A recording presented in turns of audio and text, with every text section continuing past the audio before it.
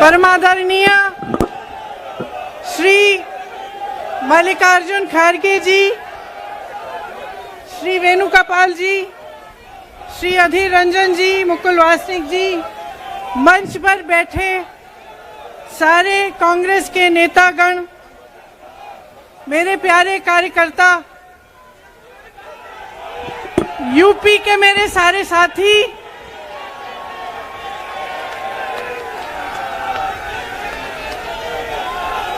हम आज यहाँ सुनाई दे रहा है?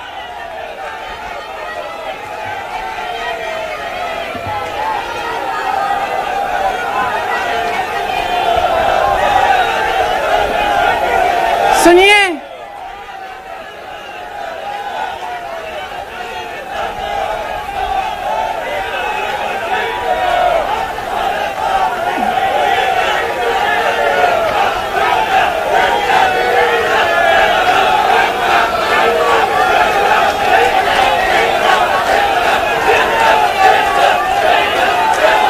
अब बोलूं? इजाजत है? मेरे यूपी के भाइयों, बोलने दो। देखिए, यहाँ पे बैठे हुए मेरे मन में एक पुरानी बात आई। 32 साल पुरानी बात है। मई 1991 की बात है। मेरे पिता की शव यात्रा तीन मूर्ति भवन से निकल रही थी। अपनी मां के साथ और अपने भाई के साथ हम एक गाड़ी में बैठे थे। सामने भारतीय सेना की एक ट्रक थी, फूलों से लदी हुई थी। उसके ऊपर मेरे पिताजी का शव था। थोड़ी देर काफिला चला, 5-10 मिनट चला। फिर राहुल कहने लगे मैं उतरना चाहता हूं। तो मां ने मना किया। उस समय सुरक्षा का भी बहुत वो था। तो मां ने कहा नहीं, तुम उतर नहीं सकते। राहुल ने जिद की, नहीं मैं उतरूंगा। मैंने मां से कहा मां उतरने दो। राहुल गाड़ी से उतरा। उस सेना की ट्रक के पीछे खड़ा होके चलने लगा और तीन मूर्ति से लेके कड़ी धूप में अपने पिता के जनाजे के पीछे पीछे पैदल चलते चलते चलते चलते यहां पहुंचा। इस जगह से कुछ 400-500 गज दूर यहां पर मेरे शहीद पिता के अंतिम संस्कार मेरे भाई ने किए।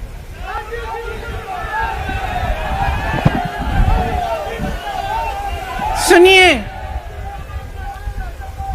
वो चित्र मेरे दिमाग में अभी भी है, मेरे मन में है। मेरे पिता का शव इस तिरंगे झंडे में लपेटा गया था। इस तिरंगे के नीचे मेरे पिता का शव था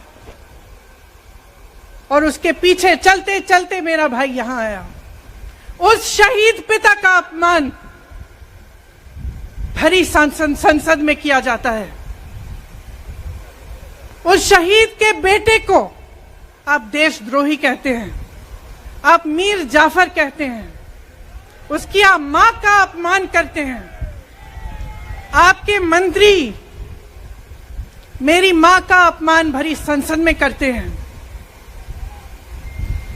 आपके एक मुख्यमंत्री कहते हैं कि राहुल गांधी को पता भी नहीं है कि उनका पिता कौन है। आपके प्रधानमंत्री भरी संसद में खड़े होकर कहते हैं कि ये परिवार नेहरू नाम को इस्तेमाल क्यों नहीं करता। पूरे परिवार का अपमान करते हैं।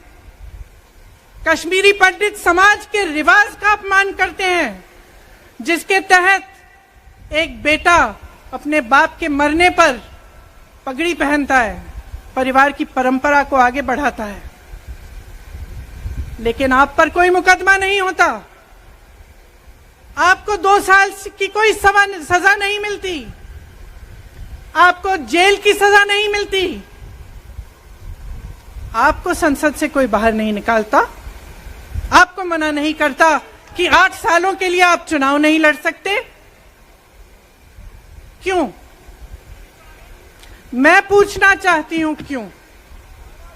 आज तक हम चुप रहे हैं, हमारे परिवार का अपमान करते गए करते गए करते गए। मेरे भाई ने क्या कहा? संसद में वो मोदी जी के पास गए और उनसे गले लगे। मेरे भाई ने कहा मैं आपसे नफरत नहीं करता हूं, मेरे दिल में आपके लिए कोई नफरत नहीं है, हमारी विचारधारा अलग है, लेकिन हमारी नफरत की विचारधारा नहीं है।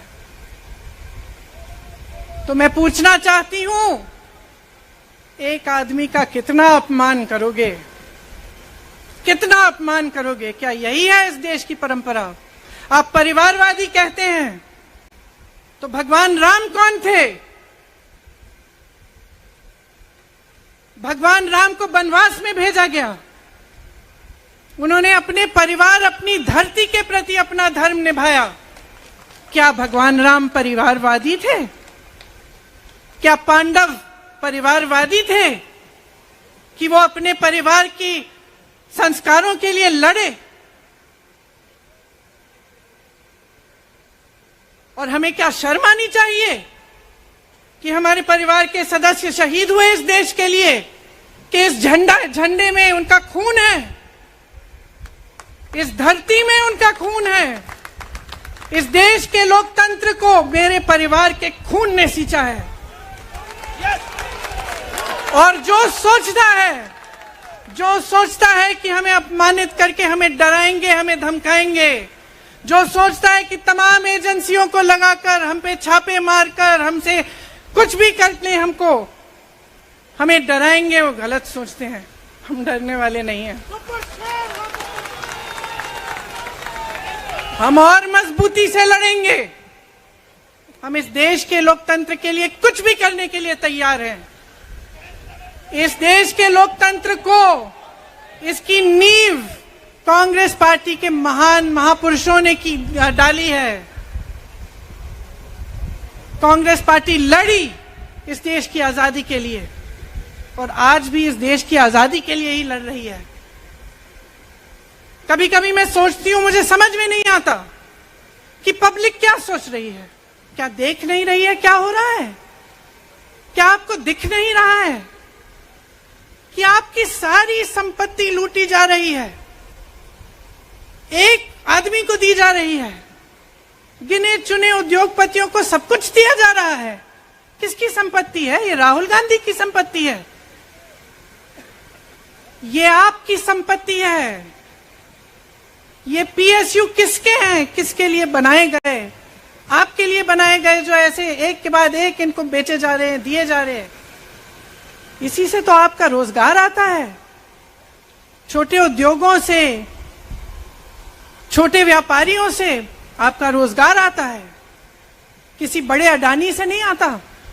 रोजगार नहीं देते, छीनते हैं आपका रोजगार। तो आप समझ क्यों नहीं पा रहे हैं?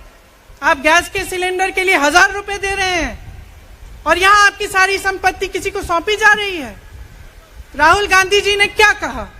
अरे कौन सा इतना बड़ा जुल्म कर लिया कि आपसे 2 सवाल पूछ लिए, जवाब नहीं दे पाए ना, घबरा गए। और जो अहंकारी होते हैं, तानाशाह होते हैं, क्या करते हैं? जब सवालों का जवाब नहीं दे पाते तो पूरी सत्ता को लेकर जनता को दबाने की कोशिश करते हैं। जो सवाल उठाता है उसको दबाने की कोशिश करते हैं। आपने कभी सोचा है, आंखें खोलिए, आपने कभी सोचा है कि ये पूरी सरकार, ये सारे मंत्री, ये सारे सांसद एक आदमी को बचाने की क्यों इतनी कोशिश कर रहे हैं? इस अडानी में है क्या कि इसको आप सारी संपत्ति दे रहे हो देश की? 20 हजारों करोड़ शेल कंपनियों में इनकी हैं और आप इन पे इंक्वायरी नहीं कर सकते? ये अडानी है कौन कि आप सब उनका नाम उठते ही बौखला जाते हैं और उनको बचाने में लग जाते हैं? देखिए, आप इस देश के देशवासी हैं, ये देश आपका है, ये लड़ाई आपकी है। आज तमाम नौजवान बेरोजगार क्यों हैं? हम इश्तिहार तो देख रहे हैं, होर्डिंग देख रहे हैं, मदर ऑफ डेमोक्रेसी लिखा है, कहते हैं कि हमारी अर्थव्यवस्था बहुत तेजी से आगे बढ़ रही है, तो इतने नौजवान बेरोजगार क्यों हैं? तो जहां जहां हम जाते हैं बेरोजगार नौजवान क्यों दिखते हैं? इतनी महंगाई क्यों है? इतनी महंगाई क्यों है? क्या आप इतने बड़े काम कर सकते हो लेकिन एक गैस सिलेंडर का दाम कम नहीं कर सकते? आप छोटे व्यापारियों की मदद नहीं कर सकते? आप रोजगार नहीं बनवा सकते? तो फिर आपकी सरकार किस काम की है? लोगों को दबाने के लिए है या अडानी जी को आगे बढ़ाने के लिए है? तो आज ये समय आ गया है कि हमें गंभीरता से सोचना पड़ेगा। ये सरकार पूरी कोशिश करती है कि आपका ध्यान भटकाया जाए। अब आप सोचिए, कन्याकुमारी से कश्मीर तक एक आदमी चला, उसके साथ लाखों लोग चले, क्या पैगाम लेके चला? किस लिए चला?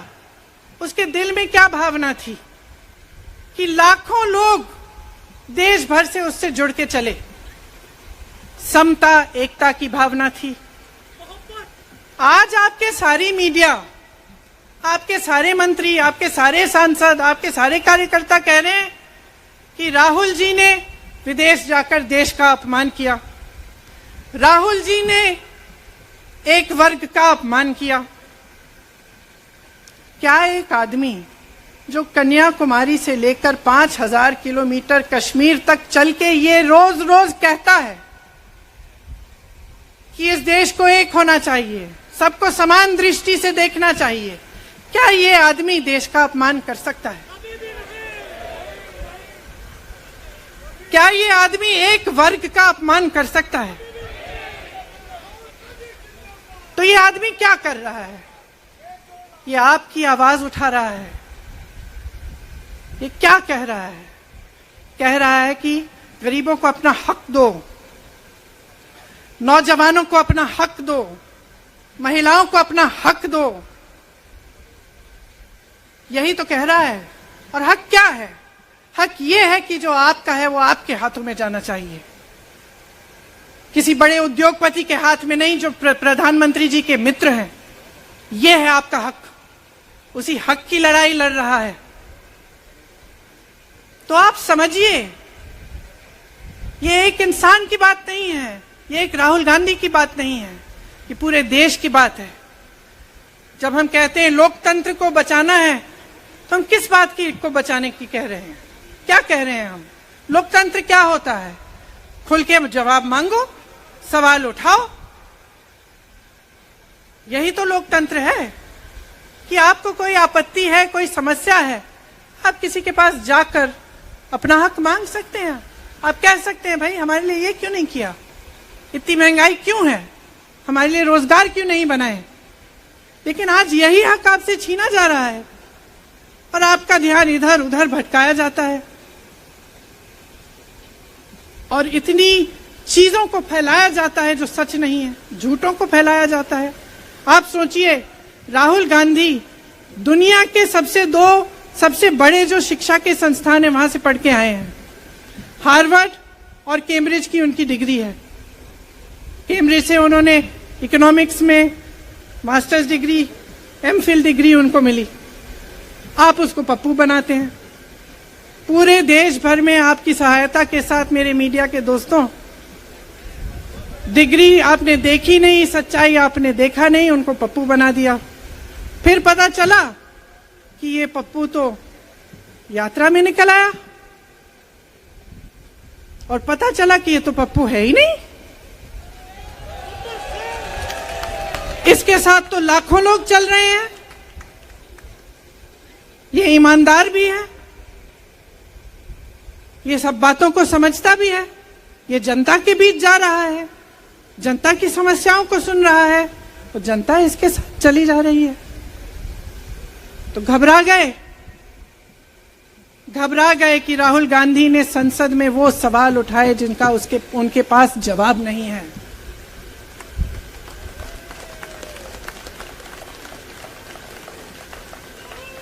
क्या किया सुन लीजिए। एक तरफ से हंसी भी आती है कि एक आदमी को रोकने के लिए इतना सारा करना पड़ा।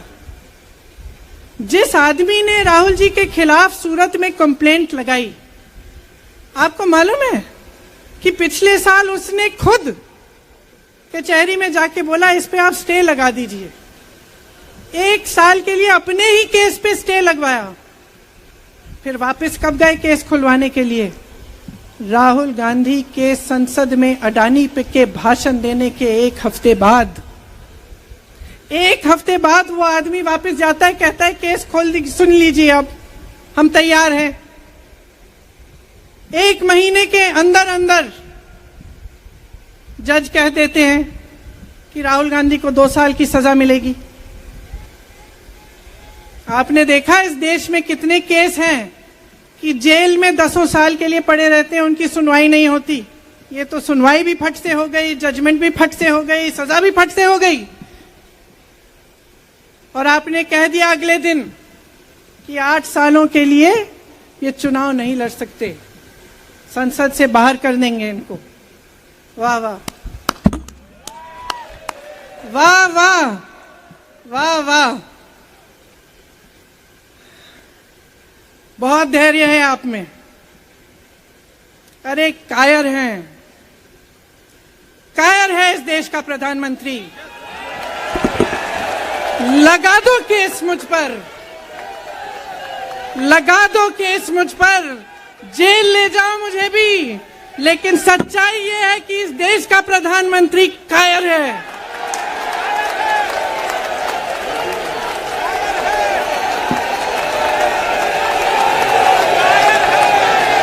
अपनी सत्ता के पीछे छुपा हुआ है, अहंकारी है। और इस देश की बहुत पुरानी परंपरा है, इस देश की बहुत पुरानी परंपरा है, हिंदू धर्म की पुरानी परंपरा है कि अहंकारी राजा को जनता जवाब देती है। और इस देश की बहुत पुरानी परंपरा है कि अहंकारी राजा को ये देश पहचानता है। मेरे परिवार ने मुझे एक चीज सिखाई है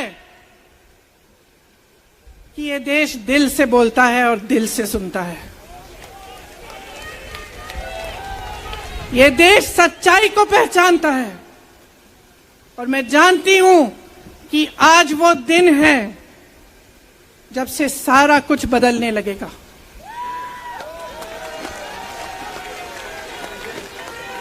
मेरे मीडिया के साथियों, मैं आपसे कहना चाहती हूं, बहुत हो गया है, बहुत हो गया है। मैं जानती हूं आप पर कितना दबाव है। मैं जानती हूं कि आपको लाइन भेजी जाती है कि आज आपको ये कहना है, आज आपको ये लिखना है। लेकिन आपकी एक बहुत बड़ी जिम्मेदारी है। आज लोकतंत्र खतरे में है। अगर सरकार सवाल उठाने वाले को 8 सालों के लिए संसद से निकाल सकती है, अगर कह सकती है कि तुम्हें चुनाव लड़ने की ही इजाजत नहीं है, तो बहुत गड़बड़ है, बहुत गलत हो रहा है। और ये लोकतंत्र के लिए ठीक नहीं है, ये इस देश के लिए ठीक नहीं है। जब आप पत्रकार बने, शुरू में जब आप काम के लिए आए, तो आपके दिल में भी ये होगी बात कि देश के लिए मैं सच्चाई बोलूंगा, मैं सच्चाई बोलूंगी। आज आप बोल नहीं पा रहे हैं, हिम्मत करिए, खड़े हो जाइए आप भी। और जैसे खड़गे जी ने कहा कि तमाम पार्टियों ने आज अपनी आवाज उठाई है, उनका हम सब धन्यवाद देते हैं। और हम सबको एक होना पड़ेगा। इसलिए होना पड़ेगा क्योंकि आज ये देश खतरे में है। आज इस देश की सारी संपत्ति एक आदमी को सौंपी जा रही है, और उस आदमी को बचाने के लिए पूरी सरकार खड़ी हो जाती है।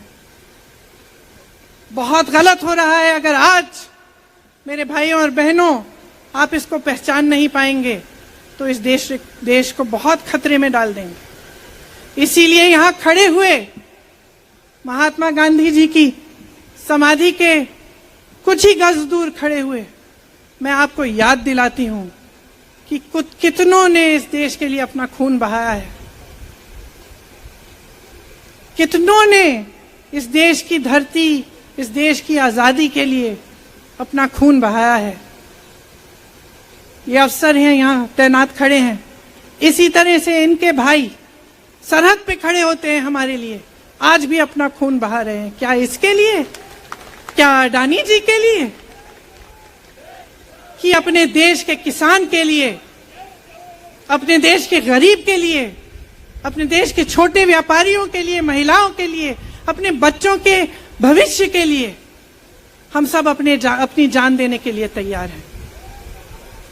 तो मैं आपसे आग्रह करती हूं मेरे देशवासियों, आंखें खोल लो, समय आ गया है, डरो मत।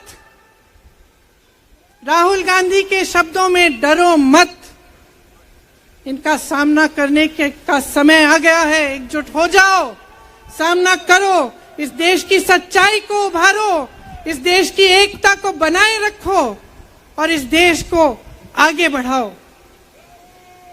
जय हिंद, जय हिंद, जय हिंद।